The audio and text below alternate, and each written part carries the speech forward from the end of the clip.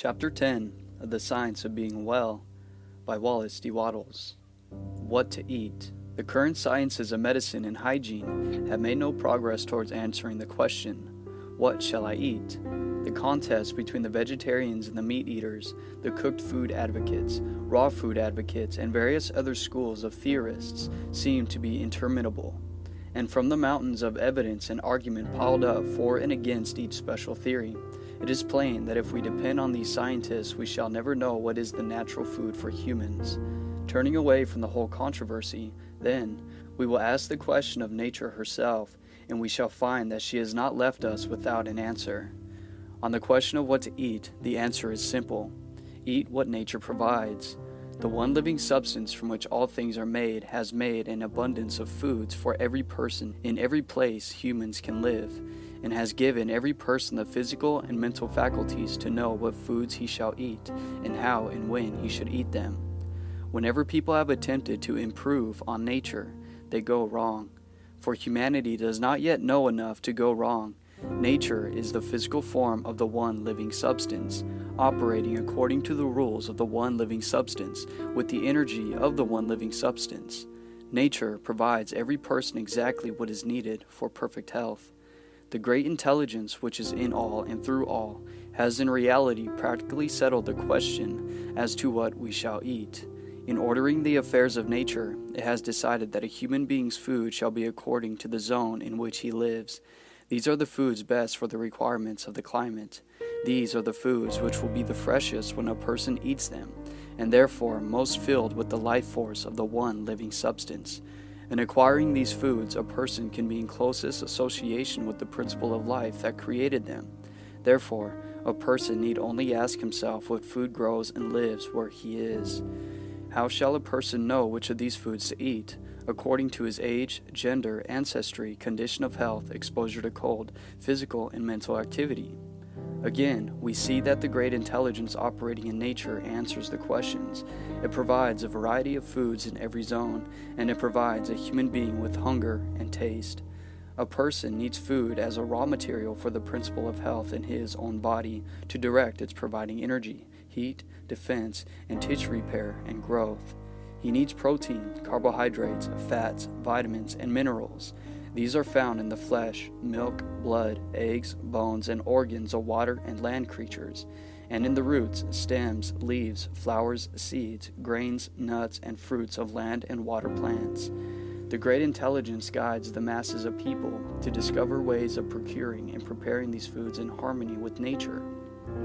A person's own principle of health guides his hunger and taste to the particular foods that will fit his needs. With all the various ways food is prepared, how shall a person know the proper way? He should procure and prepare his food in ways that cooperate with nature.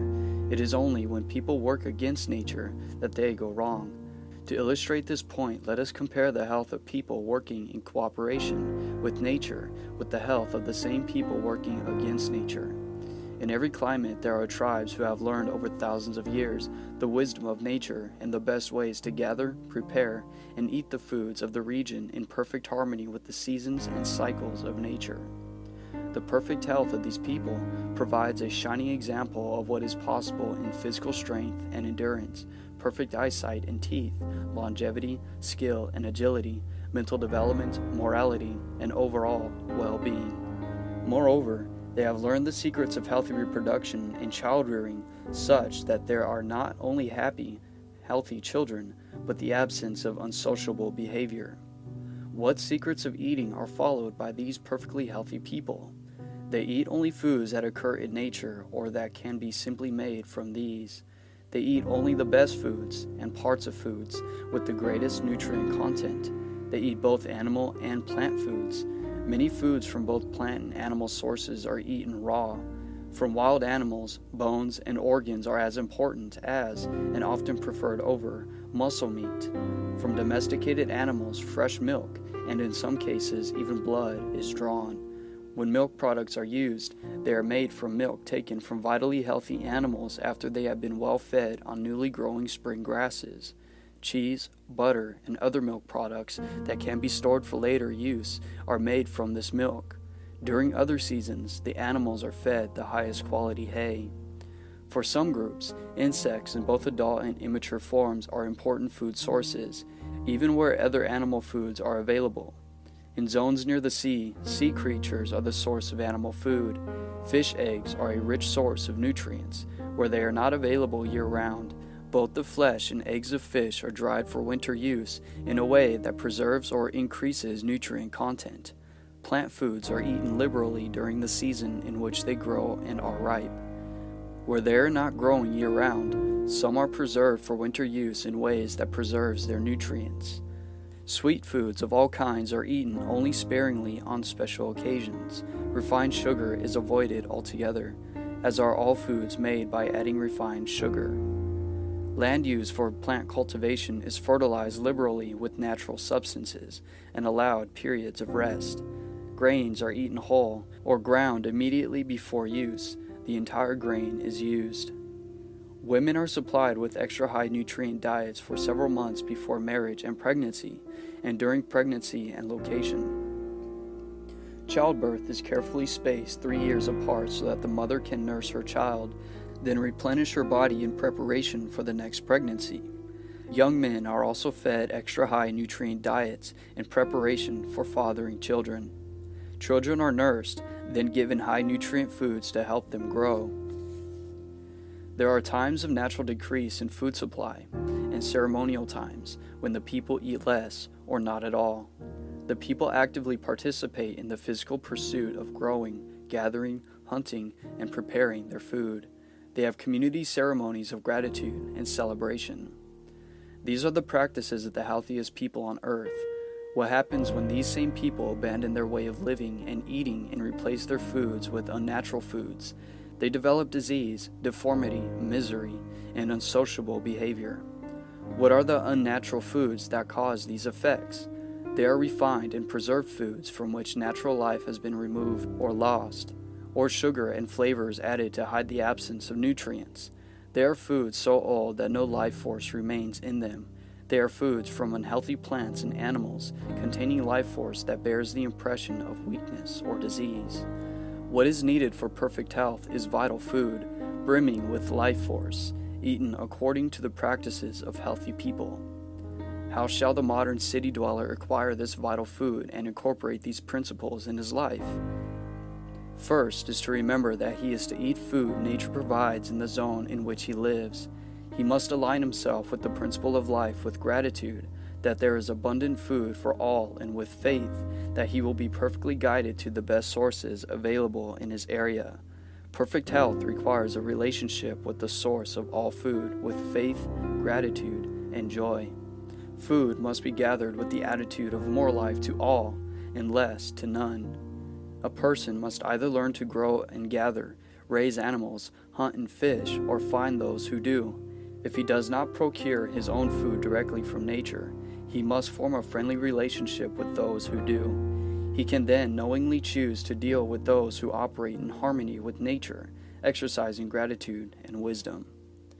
The person who does not know how to identify a farmer or a hunter following the natural laws of producing and finding food can be guided by these simple concepts. Choosing your food providers. The food provider is healthy, happy, and of a generous spirit. He uses no poisons of any kind in the production of foods. If he raises animals, they are healthy and treated with kindness, respect, and gratitude. They are fed only with the best foods for their health, not for abnormal growth or food production. They are not confined in unhealthy conditions, but given freedom to move about normally and only sheltered for their protection. If he fishes or hunts, he catches or kills lake, river, land, or sea creatures in their natural environment. He uses means that ensure the healthy survival of all the species caught, whether or not they are the ones to be eaten. If he farms, he uses only healthy, living soil uncontaminated by previous poisons. He replenishes the life of the soil so that his crops are rich in natural nutrients.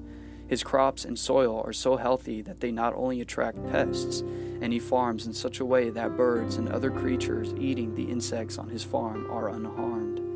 Any water running off his land contains no chemicals that will harm any other part of life. These are the characteristics of a person who knows the laws of nature in the production and the procurement of food. You must also know how to determine the correct people with whom to associate in any other steps of obtaining your food. Do not associate with anyone in the process of procuring food who speaks of disease, fear, or lack in any way. Associate only with those who gratefully and joyfully appreciate the life-giving qualities of food, are happy to grow it, harvest it, prepare it, serve it, eat it, and know that there is an abundance of the best food for all. This is important whether you are dealing with someone who is selling you land on which to farm, or a farmer, or butcher, or truck driver, or store clerk, or cook, or waiter in a restaurant. You must not eat foods produced or transported carelessly, or treated in any way than as precious, life-giving substances. This is easily accomplished when you are the one procuring the food from its natural source, or if you are in direct and harmonious relationship with all those who are. The city dweller who thinks it is too difficult or too expensive to obtain food in this way need only review the science of getting rich. All his doubts will there be answered. He will be guided in the correct manner of acquiring all the money he wants, and in attracting to himself all other resources he desires. Once a person is supplied with the variety of vital foods from which to choose, how shall he know what to eat at a given meal? Here is the only needed guideline: eat what your body wants. Your body wants what the principle of health requires to create perfect health. What your body wants is determined very simply.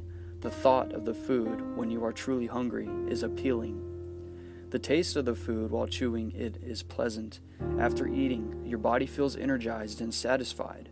There is no sleepiness, irritability, congestion, pain, discomfort of any kind from the moment you begin to eat until the next day. Over a period of days, weeks, and months, you continue to feel well. This is how you will know you are eating the correct foods. Then you will not need to give the least thought to what you should or should not eat. You will want to eat the right foods. The principle of health in your own body will guide you to know what to eat just as surely as it will guide you to know when to eat. If you do not eat until you have an earned hunger, you will not find your taste demanding unnatural or unhealthy foods. If you make an association with the source of food that brings joy and gratitude, you will further increase your desire to eat what is natural and healthy.